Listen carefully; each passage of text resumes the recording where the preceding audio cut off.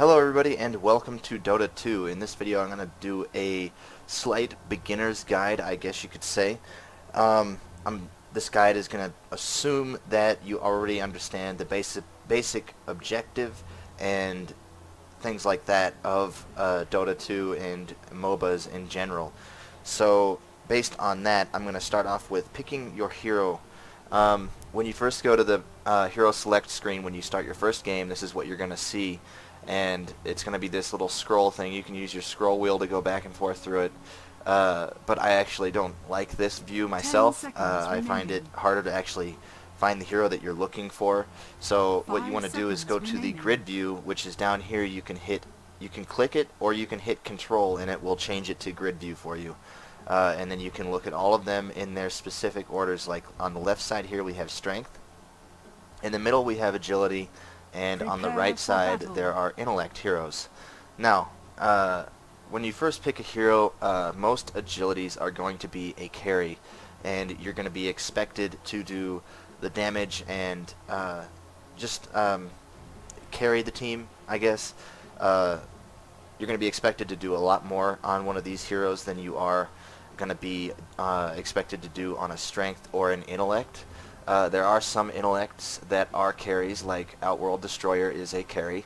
But a good intellect to pick to start out with would be Death's Prophet. But if you do that, you're going to be expected to select things, or not select things, but buy wards and know where to place them and know that sort of thing. So I wouldn't suggest picking an intellect support for your first game. For your first game, I would definitely go with a strength character. There are some strength characters that are very complicated and have high skill caps to play, such as Doombringer. You don't see a lot of him because he is actually hard to play. Same with Brewmaster. He's pretty difficult to play. Requires a lot of micro, along with a couple of other ones I'm not really going to go over. But a good one to start off with would be Axe, Earthshaker. What's another good one? Axe, Earthshaker, Nightstalker is pretty good, pretty easy to play. Sand King is pretty easy to play if you know how to use his abilities in the correct order. Spirit Breaker is easy to play. He's definitely a good one to start off with. And Skeleton King is also very easy to play. He's a good one to start off with. So for this game, we're going to go ahead and pick Skeleton King and play. Now, I took my time getting started, so the lanes have already been pushed out and the leveling has already started. But first thing I want to go over in the game is how to use the shop. You go ahead and left click this guy here to bring up the shop, and you'll see this, and it looks kind of confusing when you start out, but it's actually fairly easy to use. These are suggested items for beginning game. So what you probably want to do, a good build for just basically any strength hero, is just to go ahead and grab 2 tangos. It's not a recommended for this guy, but it is somewhere. Here it is, a stout shield. We'll go with a stout shield and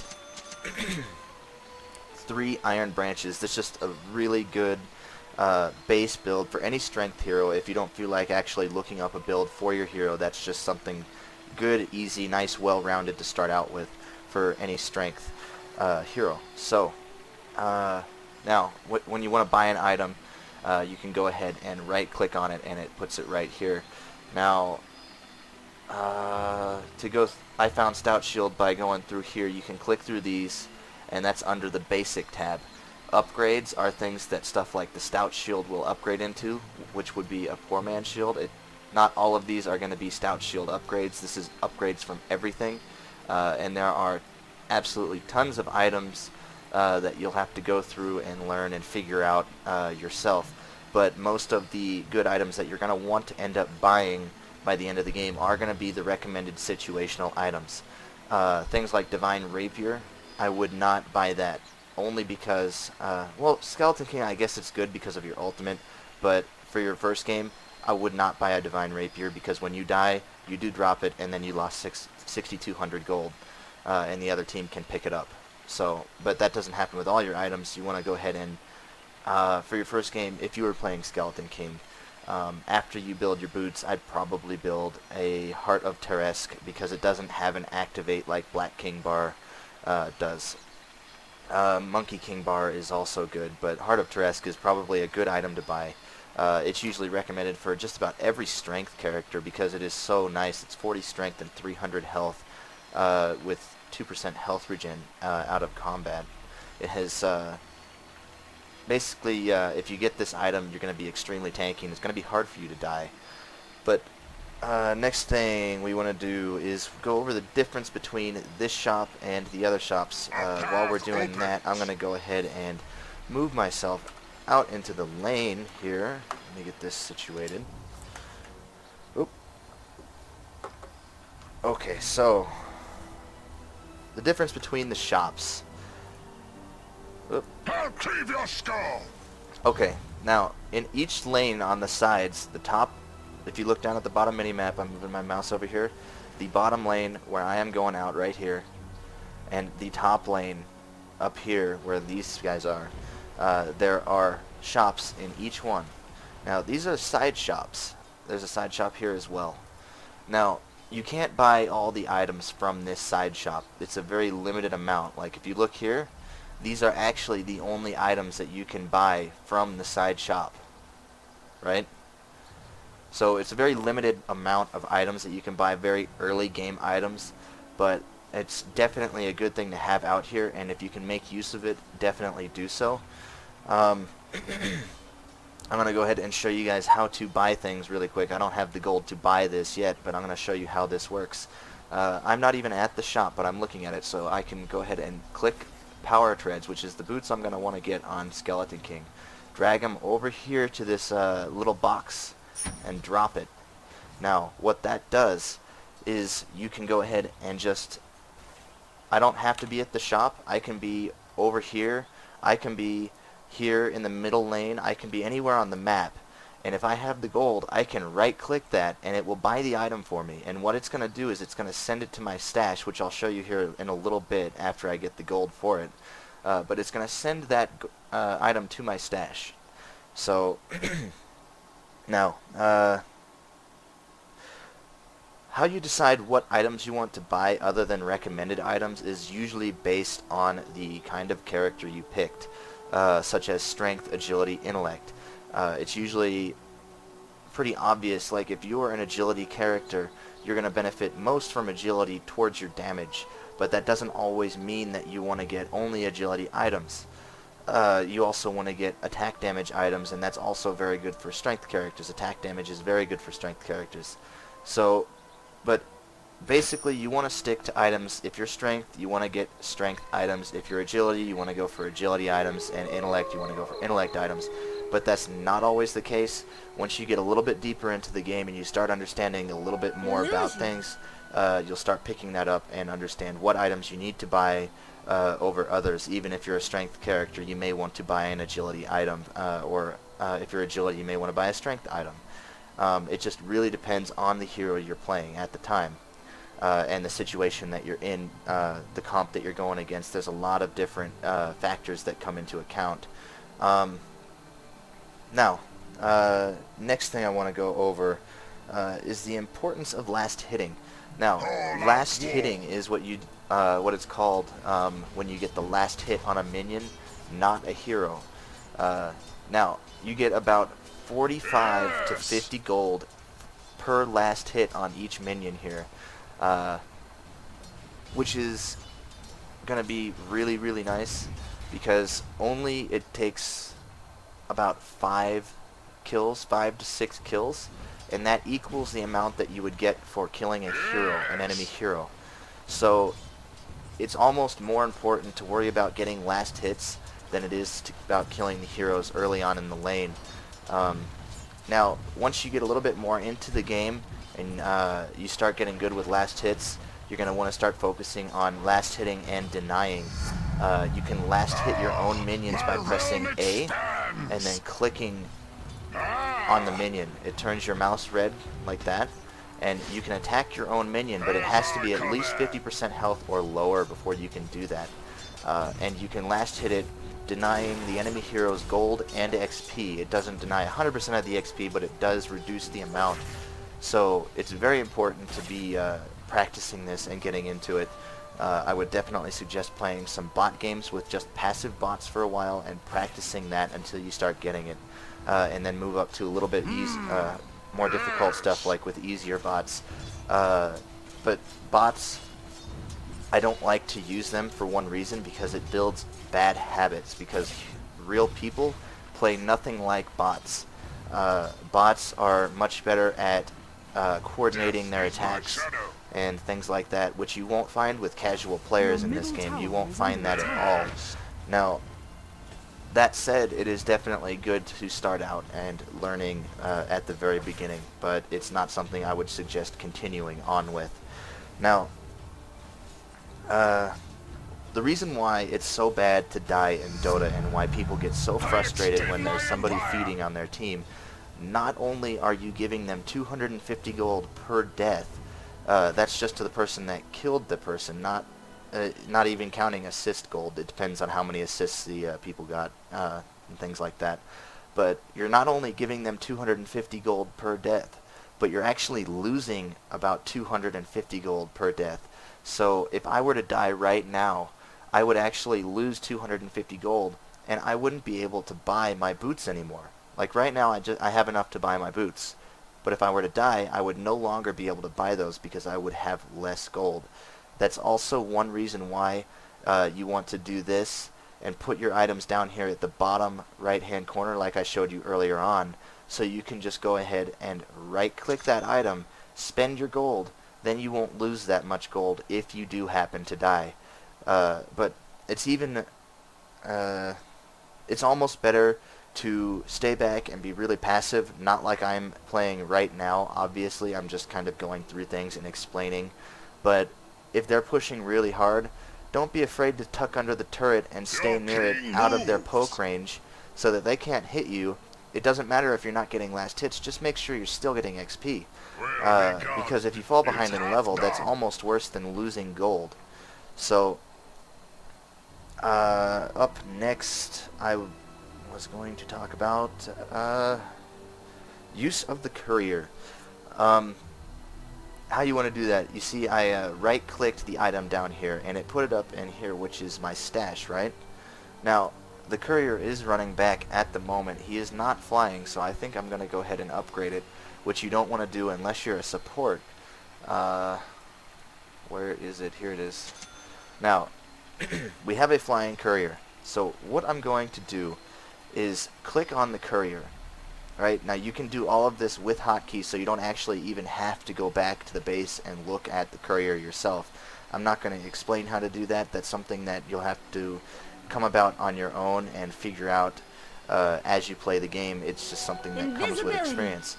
Now, what you want to do is, this is very simple. You click on the Courier, grab all. That's going to put it into the Courier stash or inventory. You go ahead and hit F, which is transfer items, and hit R if it's not on cooldown, which gives him a speed boost, and he's going to bring that item out to me. I'll wait here and show you guys what it does, or I'll run back to him. Oh, there we go. Okay, yes. Now click back onto my hero. I'm commanding my hero. I'm going to run over to this guy. He drops the item off to me, it goes right into my inventory, then I start benefiting from the boots immediately. And the Courier is going to go back without any command from me all the way to base and just sit right here. So you don't have to worry about it. You just hit grab all, F, R, forget. Now, sometimes you're depending on where you're positioned, because the enemy heroes can attack the Courier and kill it. That's not only bad because then you guys have to buy a new Courier, but it gives them each about 110 gold. The entire enemy team gets 110 gold each, which is awful. You don't want to be giving them any gold at all. Never cross me. So, yeah, you want to make sure that you're not dragging the Courier over specific areas. Like if I were up here, for example, the Courier would go right over here into a bad area, and I wouldn't want to do that. That's not to say that it wouldn't be a bad idea, but if I were up there for whatever reason, it'd be a bad idea to go ahead and let the Courier come to me. I'd want to move back a little bit. Now, Time to fight. Razor is actually doing the jungle right now. I'm not sure why, because I don't remember bots ever coming into the jungle to do that. But the jungle is for specific heroes early on, or specific heroes later game to kind of farm up. Well, not specific heroes later game, it's for basically everybody later game to just get farm. If your lanes are really pushed out, you guys aren't doing so hot, and you need to get that little bit of extra farm, you just come into the jungle, get a little bit of kills, get a few gold, or get some gold going, you know. It's not good to ever not be doing something. So if your lanes are pushed out, you can't get to any minions safely without dying or without attracting enemy attention. Come in the jungle and get some farm that way.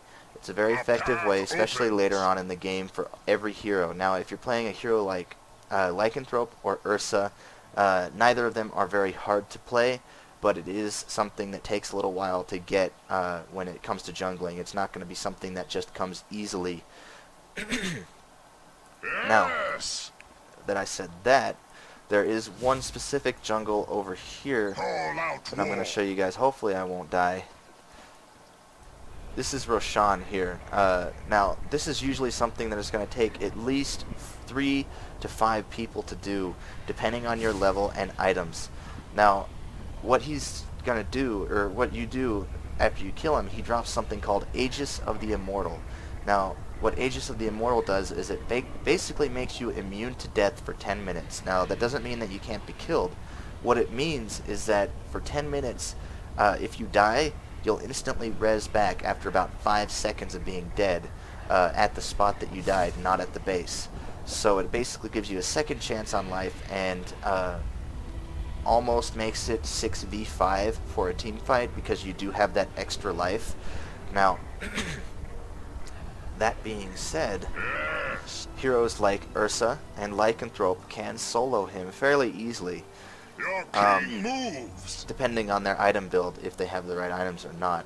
Now, this rune here, I'm going to go over runes really quickly. There's a rune spot here, and then there's a rune spot here where you see the little light rays coming down. Now, what runes do, this one does exactly what it does. It doubles your damage. So if I go ahead and right click on that, I pick it up, and for a short duration I do 100% more damage to everything. It's not just auto attacks, it's also special abilities. So double damage is something that's really good to have if you are playing a support. You don't want to pick that up for the most part. You're going to want to ping it and let a carry come over to get it. Now, pinging. How you do that is you press Alt and click. You can click specifically on the ground. Your top tower is under attack. Wherever you want your teammates to go, or notify them of something that is there. If you ping directly on a rune, it will tell them that a rune is here, and it will say that say an illusion rune is there. So you can also go ahead and click on towers, Your middle tower and if you see on the mini-map, that will ping to defend that tower, and it will tell your teammates that you need help defending this tower. Or you can go up here and say ping that, and it will tell your teammates that you want help attacking that tower. So that's a really basic way of communicating quickly with your teammates without actually typing. Now, that's basically all I really have to go over. That's quite a lot to take in all at once. I understand that. It is a lot to really pick up, and it's something that's it'll come to you with time. It's not something that comes easily to a lot of people. So just get in there and practice. If people are being mean to you, just ignore them. Put them on ignore. Report them. Don't worry about people being mean. Don't be afraid to go in and play against other players. Just go in there and do it and learn the game, because that's the only way you're going to be able to learn everything. You can only pick up so much from a guide like this and actually learn and put it into action. This is just a basic thing to help you get started. It's not something that's going to make you a great player. What makes you a great player is getting in there and actually practicing. So, with that said, I hope this guide helped you guys, and I will see you later.